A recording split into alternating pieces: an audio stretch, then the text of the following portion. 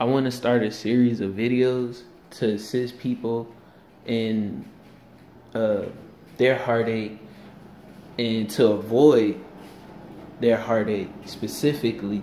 Also because it'll be therapeutic for me to put these videos out there, and prayerfully it'll reach out to someone and they can learn from my mistakes.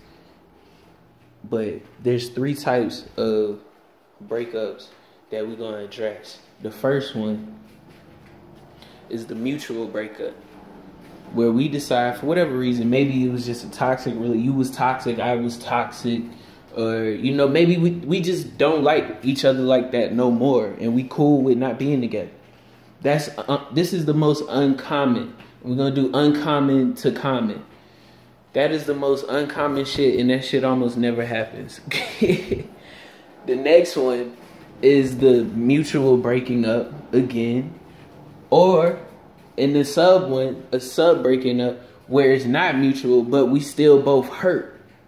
You know what I'm saying? That's the realm that we getting in, where it don't matter who broke up with who, or if we both broke up, but we're both hurting behind that shit.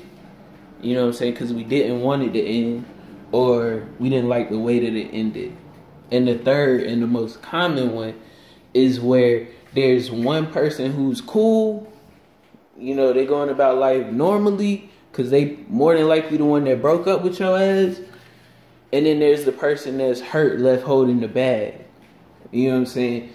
And it's uncommon. This one is even more uncommon. A sub under that is where if I broke up with you, but I'm hurting and you fine. Which typically means that if I'm the one hurt and I broke up with you, that probably means that you weren't invested at all. Like, you don't give a fuck. Like, you, shit, that's fine. Or you got so many options, you like, shit, really, I ain't want to be with you anyways type shit. You know what I'm saying? And people pick up on that, and that's probably why you broke up with that individual. But here are the signs that we can investigate and study on. Being that sociology is just my nature, it's easy for me to pick up on signs. But the thing is, it's different, you know, studying it versus being in the field. So when you're studying it, it's easy for me to sit up here and tell you, okay, a sign that if I tell you my ex was up here, they could do this, that, and the third, but you gonna be here. You can't do none of that shit. That seems like an obvious thing, like, okay, duh, nigga, like, you know, shit like that. But the reality of the situation is when you're in a relationship, when you're in the field, things get thrown in with that muddles the senses. You know, you want it to work out, so you letting shit slide. There's other elements to it. So to give an example, let's say I'm with my girl and she don't have no car. As a result, I let her do what? I let her use my car. So she's grown accustomed to using my car, which I have no problem with. She puts gas in it. She changes the oil when it needs to be changed and all of that shit. She treats the car generally like it's hers, if not better. She does that. We break up, regardless of the circumstances of the breakup. I allow her to continue using my car because it doesn't bother me. It's not affecting me. I don't really care that she's still using my car.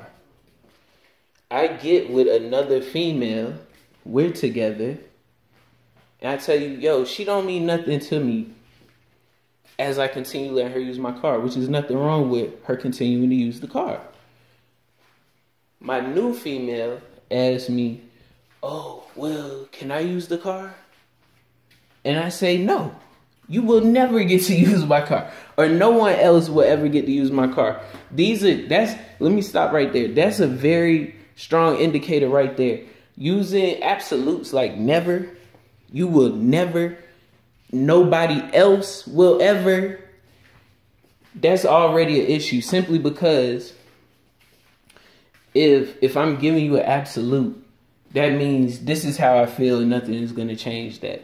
So already off rip, if you have an issue with that, then you need to consider your options. Weigh yourself And at the very least, what you need to do is progress no further in your feelings for that person, simply because that's going to be an issue that arises later.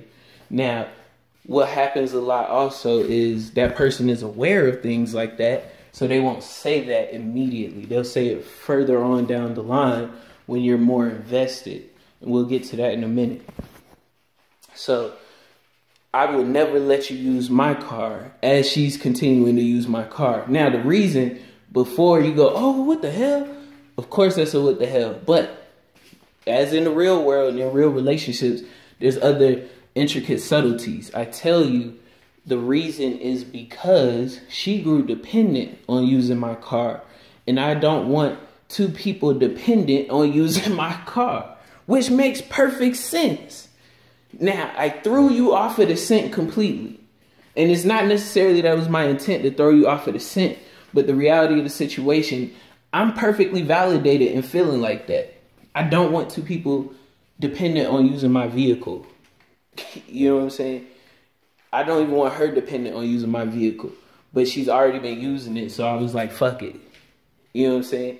But that's an issue that needs to be addressed sooner rather than later.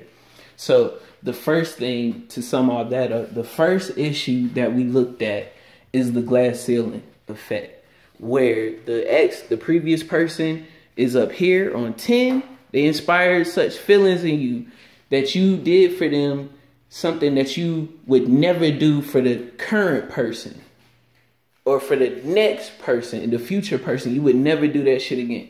That's already a red flag. That should already be cause for concern in you. That should already make you evaluate the relationship, have a serious conversation with that individual, and if it's not resolved, then you have every right to protect yourself and not move forward in that relationship until it's resolved satisfactorily, in a satisfactory manner.